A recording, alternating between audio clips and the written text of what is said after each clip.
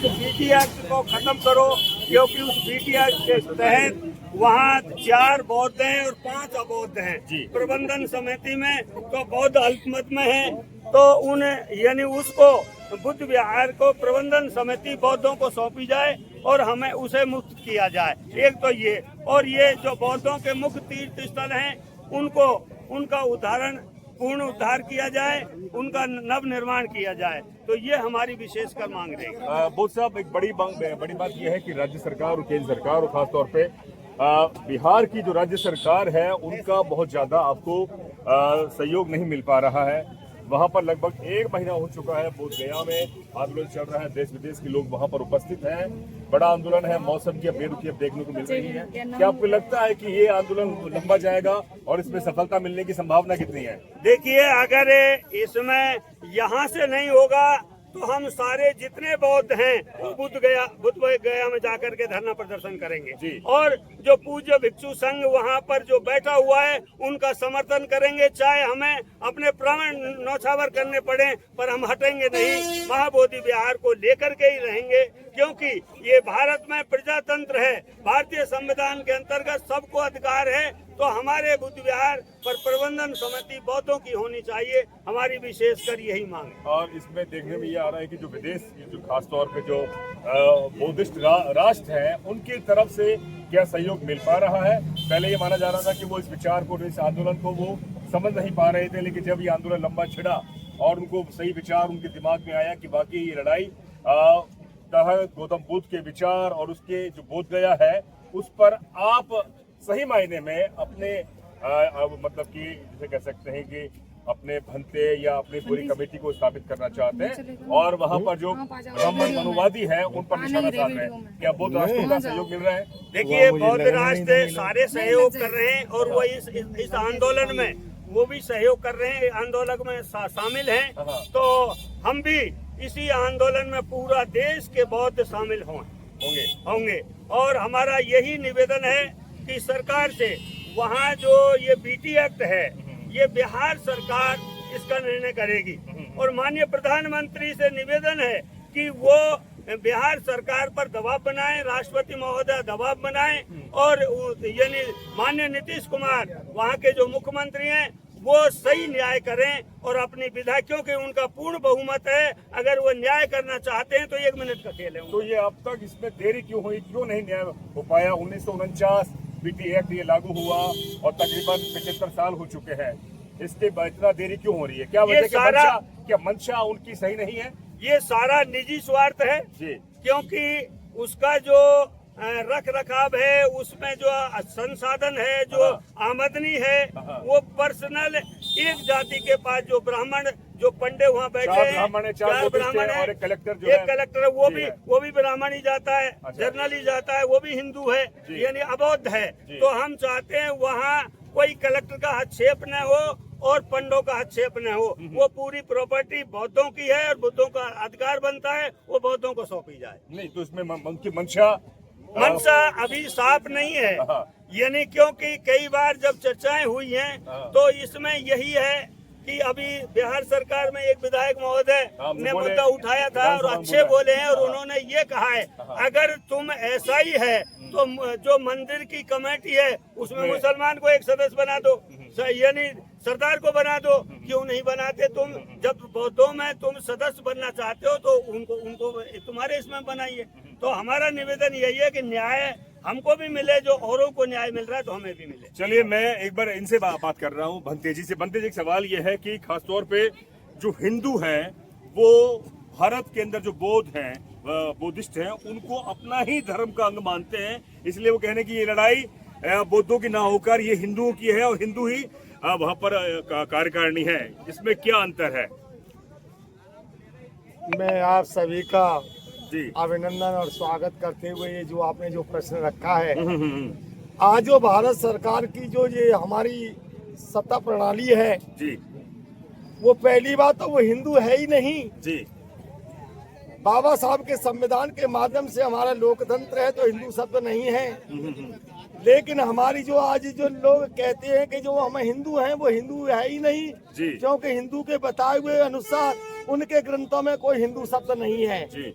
दूसरी बात यह है कि भगवान बुद्ध की धर्मस्थली को इन्होंने अवतारवाद मानते हुए विष्णु को बुद्ध का अवतार घोषित करते हुए कहते हैं कि बुद्ध हमारे अवतारी हैं। इसलिए अवतारी होने के कारण ये बुद्ध की भूमि पर बुद्ध के स्थलों पर कब्जा कर रखा है, जबकि वास्तव में वो न बौद्ध हैं और न कोई कुछ है। केवल संपत्ति पर अधिकार जमाने के लिए उन्होंने एक षड्यंत्र के माध्यम से ये बात अनागारिक धम्मपाल 1891 में जब भारत में आए थे, सम्राट अशोक ने अपने समय में जो 84,000 बौद्ध स्तूपों की जो स्थापना की थी, तो ये अनागारिक धम्मपाल आए थे, फायान आए थे, हुइनसांग आए थे, इतिनान आए थे, अन्य जितने भी जो हमारे पास ये पर्यटक आए, उनमें अनागारिक धम्मपाल ने ये चीज देखी कि सम्राट अशोक के जितने भी बनाए हुए बौद्ध स्थल हैं वो एक टीले के रूप में थे, उन पे मिट्टी जमी हुई थी। उन्होंने उत्खनन के माध्यम से बुद्ध गया का, सारनाथ का, कुशीनगर का, श्रावस्ती का, लुम्बिनी के जितने भी बुद्ध विहारों का उत्खनन कराया, खोजने के बाद उन्होंने ये आंदोलन लगाया और आंदोलन 1891 से चलते हुए 1922 तक ये आंदोलन चला। एंड में फिर ये आंदोलन जारी चलता रहा। आंदोलन के बाद से 1949 में जो एक्ट बना वो उन्होंने अपने पक्ष में ले लिया। ये बात जब हमारे बुद्धिजीवी बौद्धों में जब ये चली तो उसी समय से लेकर के हमारा ये आंदोलन जारी रहा। इस आंदोलन के माध्यम से जो जापान से चल करके हमारे भारत में एक पर्यटक के रूप में सुरेश ससाई जी आए, उनको इस बात का अवलोकन हुआ तो उन्होंने 1991 से लेकर के और लगातार 2000 तक संघर्ष किया। उस माध्यम से 2000 में ये 4 बौद्ध भिक्षु उसमें कमेटी में नियुक्त किए गए, उनका एक सचिव नियुक्त किया गया, लेकिन उनका समय पूरा होने के बाद हमारी कमेटी के बौद्ध भिक्षुओं में नहीं रहे, हमारा सचिव भी नहीं रहा। वहाँ का जो डीएम है वो सचिव है और हमारी जो प्रबंधक कमेटी के जो 4 सभ्य उनको नॉर्मल बना दिया गया है।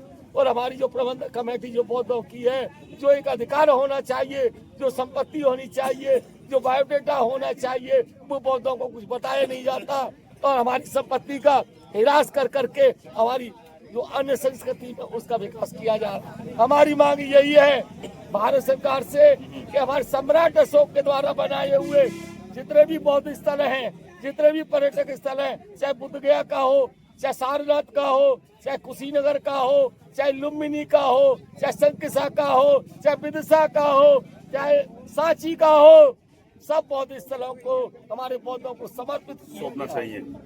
तो बिल्कुल, और ये बौद्धों को जब समर्पित करेंगे तब हमारे क्यों हमारा ये लोकतंत्र है, बौद्धों पर आधारित है, भगवान बुद्ध के विनय पर आधारित है और ये लोकतंत्र है। ये आज हमें लोकतंत्र लागू होना चाहिए। बोधिसत्व बाबा साहब डॉक्टर अम्बेडकर ने जो संविधान लिखा था भगवान बुद्ध के विनय के आधार पर लिखा था। भगवान बुद्ध का विनय जो है लोकतंत्र है, समता का है, स्वतंत्रता का है, बंधुता का है, न्याय का है। उस न्याय का पालन होना चाहिए। अगर हमारा ये पालन नहीं है रहा है, आज हमारी ये मांग केवल भारत तक ही सीमित नहीं रही है। हमारे विश्व के जापान, थाईलैंड, कंबोडिया, अन्य देशों के हमारे प्रतिनिधि भी आ चुके हैं और इस मांग को लगातार जारी है। हमारा पूरे विश्व में, यूएसए में, जब तक ये हमारी मांग पूरी नहीं होगी, चाहे हमें विश्व के न्याय पटल पर जाना पड़े, चाहे हमें किसी भी स्तर पर जाना पड़े, हम इस आंदोलन को जब तक हमारे बौद्धों को समर्पित नहीं होगा, हम इस आंदोलन को छोड़ेंगे नहीं। जब अनागारिक धम्मपाल ने आंदोलन चलाने के बाद 1949 में पास किया, आज 1949 का एक्ट हमारा भारत के संविधान के आधार पर पूर्ण होना चाहिए और ये संपत्ति को बौद्धों को समर्पित होनी चाहिए। जो हमारी बौद्धों की प्रबंधक कमेटी होनी चाहिए, पूरी की पूरी बौद्धों को मिलनी चाहिए, अधिकार बौद्धों को मिलना चाहिए। बिल्कुल ये आंदोलन लंबा चलेगा और बिल्कुल मेरे साथ है कांग्रेस नेता सूर्यमल करदम साहब। करदम साहब, एक सवाल इसमें ये उठता है, बोध गया के एक ब्राह्मण जो पुजारी है उन्होंने कहा कि ये आंदोलन भारत में अम्बेडकरवादी जो बौद्धिस्ट हैं वो खड़ा कर रहे हैं, ना कि जो तथागत गौतम बुद्ध को मानने वाले हैं। इस पे अंतर क्या है, आप बताइए। देखिए, ये न कांग्रेस का मामला है और न बीजेपी का मामला है, न किसी पार्टी का मामला है। ये तथागत गौतम बुद्ध के विचारों का मामला है। साथियों, तथागत गौतम बुद्ध ने जो संदेश देश को दिया, विश्व को दिया, उसके मुकाबले कोई संदेश नहीं हो सकता। उसी के माध्यम से इस देश को अखंड भारत बनाने का काम सम्राट अशोक ने किया। बुद्ध के मार्ग पर चल करके ही उसको अखंड भारत बना, और उसी को देखते हुए बाबा साहब डॉक्टर अम्बेडकर जी ने भी बिखरे हुए भारत को अखंड भारत बनाने के लिए भारतीय संविधान में वो सारी चीजें निहित करने का काम किया, जिससे देश की आजादी, एकता और अखंडता, समता, बंधुत्व संविधान के माध्यम से कायम करने का काम किया। तथागत गौतम बुद्ध के धम्म को परिलक्षित करने का काम किया। साथियों, मैं एक चीज कहना चाहता हूँ, जो ब्राह्मणवादी व्यवस्था ने जिस तरीके से महाबौद्ध विहार पर कब्जा किया है, उनको ये पता था कि भाई हम करेंगे जो हो जाएगा, और आगे हमारे कोई करने वाला नहीं है। ये यहाँ बौद्ध धर्म का प्रचार होने वाला नहीं है, ये पुनरुत्थान होने वाला नहीं है, जबकि यहाँ की जो आबादी है, रहने वाली है, वो पूर्व से ही बौद्धिस्ट थी और बौद्ध है और बौद्ध रहेगी। इस आंदोलन में पूरे देश का अनुसूचित जाति, जनजाति और ओबीसी का आदमी पहले से ही बौद्ध समाज का व्यक्ति रहा है। उनको जागृति हो गई है, संविधान के माध्यम से जागृति हो गई है। अब तथागत बौद्ध के मार्ग पर चल करके इस आंदोलन को पूरी गति दे रहे हैं। पुष्पमित्र सुंग का सीधे तौर पर हवाला देते हुए ब्राह्मण पुजारी ने कहा और चैलेंज कर रहे हैं वो आपको, क्या आपको लगता है कि वो फिर दोबारा से तारीख दोहराई जाएगी और आप यहाँ पर इकट्ठा होकर अपने अधिकार को पालेंगे? देखिए, उस समय हमारे समाज को जिस तरीके से नीचा दिखाने का काम किया, हमारे अंतिम सम्राट बृहद्रथ को पुष्प सुंग ने जिस तरीके से छल और कपट के साथ में मारा और हमारे भिक्षुओं को यहाँ से कत्लेआम किया, और जो साहित्य था उसको जलाने का काम इन्होंने किया। भगवान बुद्ध के जो धम्म है उसको मिटाने का यहाँ से प्रयास किया, मूर्तियों को ढकने का काम किया, मूर्तियों को तोड़ने का काम किया, बुद्ध स्तूपों को तोड़ने का काम किया, बुद्ध विहारों पे कब्जा करने का काम किया। आज बाबा साहब के संविधान के माध्यम से शिक्षा का अधिकार आम आदमी को जो दिया है, उसे जागृति आई है, साहित्य को पढ़ने का मौका मिला है, इतिहास को पढ़ने का मौका मिला है। इनका जो बेईमानी का कारण था, उसको बाबा साहब डॉक्टर अम्बेडकर ने संविधान के माध्यम से खत्म करने का काम किया है। आज पूरा देश महाबौद्ध विहार को आजाद कराने के लिए SC, ST, OBC और बौद्ध तथागत बौद्ध सब लामबंद हो गए हैं। पूरा विश्व लामबंद है, इनके घुटने टिकने वाले।